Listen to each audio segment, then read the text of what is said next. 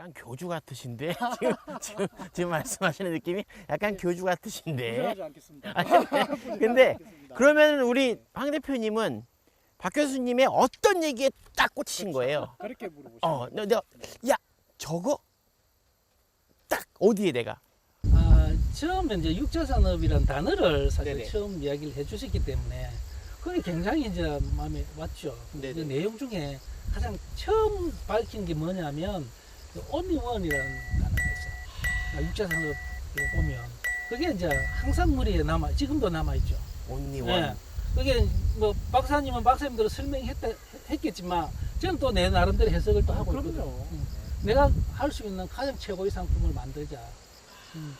이제 내가 가지고 있는 환경에서 내가 지금 작물하고 있는 데서 나만이 할 수 있는 독창성 그걸로 이제 계속 항도를 걸고 있는 거죠.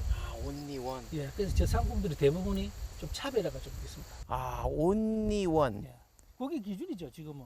그렇죠. 예, 딱 꽂힌 얘기가 내 거를 하자. 네 맞습니다. 거기에 조금 생략된 게 있다면 내 건데 네. 세상에서 단 하나밖에 없는 내 거. 그래야 경쟁력을 가질 수가 있거든요.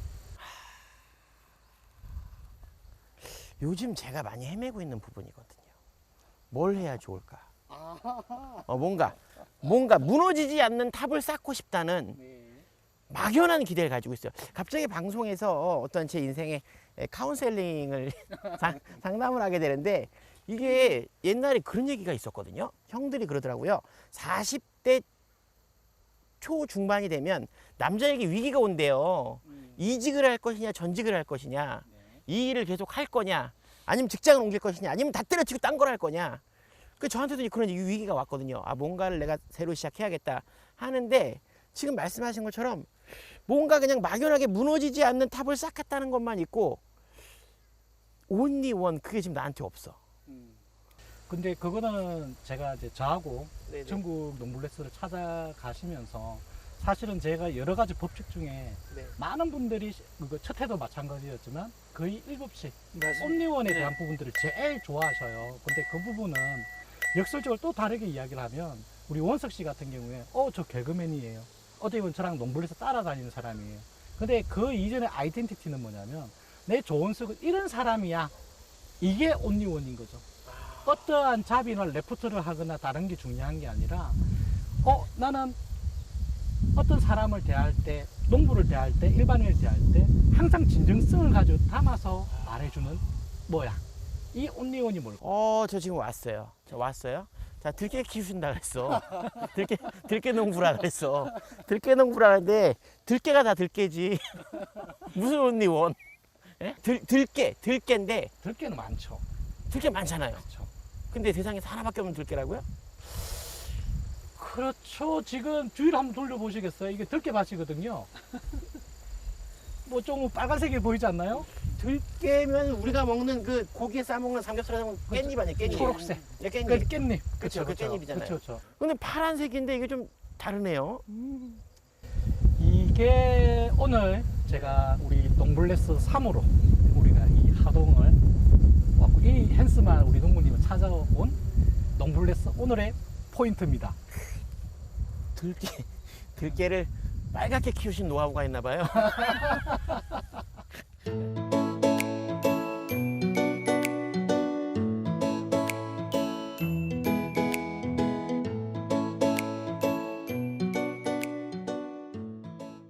들깨는 네. 이렇게 구분이 백소와 자소라고 구분을 합니다. 백소는 하얀 꽃을 피우는 일반적인 들깨, 깻잎, 파란 잎을 이야기하는 거고, 그 다음에 이제 자소는 이렇게 붉은 들깨를 이야기하죠. 그래서 자소가 항상 우리 집 주위에 있었어요. 몇천 년 동안에. 맞아요. 예, 집 주위에 항상 시골에 있었는데. 가면 예. 머위잎이랑 머위랑 이 예. 빨간 이게 늘 담장 밑이나 이런 데 시골에 가면 흔하게 볼 수 있었거든요. 네. 그래서 지금은 8년 전에 와서 계속 심고 보급하고 하다 보니 지금은 굉장히 이제 전국적으로 많이 보급이 되는 상태죠. 그리고 거기다 한 개 더 이게 지금 우리 지리산 꼴짝이잖아요. 이 이야기를 반대로 이야기를 하면 모든 게 유기농이라는 거예요. 제 1법칙이 이제 온리원 독창성에 대한 부분들이지만 많은 분들은 이렇게 생각을 합니다. 말이 좋지. 온리원이야. 근데 다른 사람은 모르잖아. 하지만 그 온리원이라는 건 남들이 다 하기 때문에 희소의 가치가 있는 부분들이고, 항상 우리 농블레스 이야기할 때 참고 버텨내지 않으면 그거에 대한 독창성을 이어가는 다 많은 분들이 포기를 하는 거죠. 야, 자수 키우면 뭐해? 아무도 안 사가는데. 하지만 그 온리원에 대한 철학을 믿고, 야, 이게 실제적으로 정말 나만의 것이야. 참고 이겨내고 도전하라. 이런 부분들을 그대로 실천을 하셨고, 직업에 대한 부분들이 이제는 대한민국 자소의, 어떻게 보면 들깨동부라고 말하지만 자소의 아버지 같은 분이에요. 지금 어떻게 보면. 어떻게 그러면 우리 박사님께서 지금 설명해 주신 참고 견디고 버티고의 그 시간들을 좀 구체적으로 말씀해 줄 수 있어요? 자, 이제 갖다 심었어. 난리가 났습니까? 자소 달라고? 사람들이 막 찾아오고, 야, 저기 가면 자소밭이 있대 막 이러지 않았을 거 아니에요. 이게 실제로 자수는 약초로 분류가 되거든요. 아이군요. 그러다 보니까 약초를 하다 보니까 이게 좀 적용이 좀 안 됐죠. 뭐 염증에 좋아지고 막 이래 됐는데, 제가 이제 식품으로 이렇게 이제 계속 연계돼 나가자. 그래서 이제 기름도 짜고 잎도 팔고 이제 이렇게 하다 보니 지금은 많이 좀 확대가 됐죠. 특히 코로나 시대에 와서 최고 뜨는 식물 중에 하나가 이제 여기 자수죠. 그래서 제가 광고하기 전에 지금 시대가 그렇게 바뀐 거죠. 역시 운을 이기는 사람은 없는 것 같습니다. 역시 뭐 실력도 운이라는 얘기가 있긴 있습니다만, 예, 운이 좋은 사람을 이기는 경우는 없다.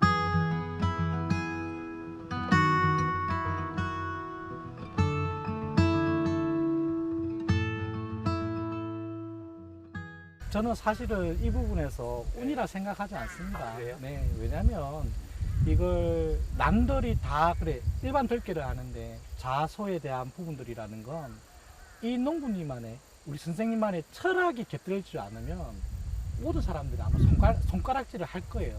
이거 안 팔리는 거 지금 왜? 하지만 내 원물에 대한 자긍심, 이게 팔리든 안 팔리니 아니라 진짜 이런 것들은 내가 지켜내야 되고 이걸 널리 보급시켜야 되며, 이런 거는 나중에라도 널리 알려야 된다는 철학과 개념과 이런 것들이 있으시기 때문에 지금까지 올 수 있는 거죠. 이 처음에 키울 때 한 500평부터 시작을 했거든요. 그래서 이제 이게 식품으로 이제 전환하는 과정인데, 이제 잎도 팔고 이러 하다 보니까 자꾸 늘어나요, 이게. 좋으니까. 그래서 이제 요즘 소비자들이 더 잘 알잖아요. 효능에 대한 부분. 그렇죠, 그렇죠. 그래서 자꾸 늘어나다 보니까 1000평이 되고 3000평이 되고 6000평이 되고, 작년 같은 경우는 한 12000평까지 심어서, 근데 지금은 식품을 넘어서 지금 건강보조식품으로 막 영양제라든지 이런 쪽으로 들어가고 화장품에도 지금 들어가는 추세가 되다 보니 지금은 많이 확대가 되는 셈이죠. 정확하게 앞서 이제 우리 선생님께서 말씀하신 것처럼, 그러니까 들깨라는 부분들이 우리가 들깨라고 들어가지만 약초가에 들어가는 부분입니다. 어떻게 보면 약재 같은 것들이죠. 그 성분들로만 이야기하자면 뭐 항암 치료, 피부 항산화 성분이 나오는 피부 미용, 그리고 뭐 항암 억제. 그래요? 거의 지금 현존하는 지금 어떻게 등푸르 오메가3까지도 그렇죠. 이런 부분들까지도 어떻게 보면 자연에서 주는 최고의 선물이 붉은색 자소죠. 맞네. 지금 말씀하신 게 내가 이제 기억이 났네. 다 정확한 팩트고 사실인 게, 제가 일식 요리를 했었어요. 요리사를. 네. 시소라고 했었잖아요. 네, 요리사를 했었는데 우메봇이라는 걸 제가 직접 담그고 싶은 거예요. 그래서 파란 검색창에 인터넷 찾아서 봤더니 있는데 거기에 꼭 들어가야 되는 게 자소라는 거예요. 근데 생자소를 구할 수가 없었어. 몇 년 전에. 지금도 그랬어요. 저를 찾아오는 거, 그렇죠. 돌아서 찾아옵니다. 생자소를 구할 수가 없고, 경동시장 약 파는 상가에 가면 말린 자소가 있다. 그래서 제가 그래서 생자소를 못 구해서 그 만드는 걸 포기했었어요. 그래서 어떻게 보면 지금 국내에 있는 생자소를 구하는 게 우리 한킥 선생님이 모든 자소가 지금 유통되고 씨앗을 얻어가고 그런 부분들이 있는 거예요. 올해는 좀 이제 늦었으니까 내년에 또 하동에 매실이 좋지 않습니까? 하동 하동 매실도 좋지 않습니까? 예, 하동 매실이 날 시즌에 하동 매실하고 요걸 좀 갖다가 자소를 갖다가 제가 우메보시 한번 도전을 해봐야겠네요. 이야, 이거 뭐 6차 산업 전문가 다 되셨어요. 원래는 나중에 포인트로 어떻게 보면 이 고향의 컨설팅이라고 우리 한킥 쌤하고 막 이야기해서 진짜 어떻게 보면 기존에 매실 장아찌를 그냥 파는 부분들이라면 그러지 말고 실제적으로 우리 땅에 나는 어때 하동에 나는 어떻게 제가 말하는 삼법칙의 이야기죠. 어떻게 보면 토종 종자 우리 하동에 있는 원래 왔던 자소와 하동의 매실과 이거에 대해서 융복합이 이루어져서 일본의 우메보시가 있다면 가장 한국적인 우메보시가 하동 그 중심에는 한킥 선생님이 계셔야 되는 거죠. 하동 매실에 하동 자소에 지리산의 바람 다 하동에. 이런 게 진짜 실질적으로 지역성을 바탕으로 둔 6차 산업 상품화입니다.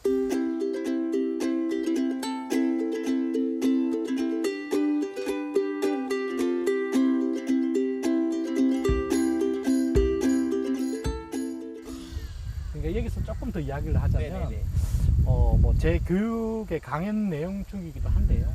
상품과 상품화는 완전 틀린 거예요. 그러니까 아마 제 방송을 보시는 분들이 그런 말씀을 많이 하실 거예요. 나도 6차 산업 인정받았는데 상품은 있어. 근데 안 팔려. 안 팔리는 이유는 단 하나. 상품화가 안 돼 있는 거예요. 아까 조금 전에 원석 씨가 말씀하신 것처럼 우메보시에 대한 상품을 나왔어요.